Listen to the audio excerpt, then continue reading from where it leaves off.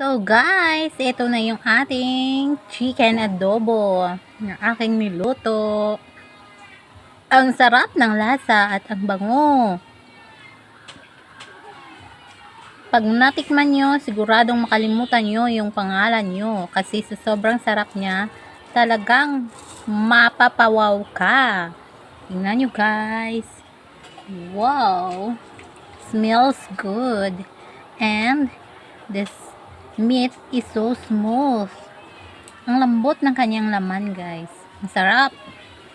Medyo a little bit sour and ano siya, medyo maanghang siya ng konti. Kaya masarap sa ihalo sa kanin yung kanyang konting sabaw.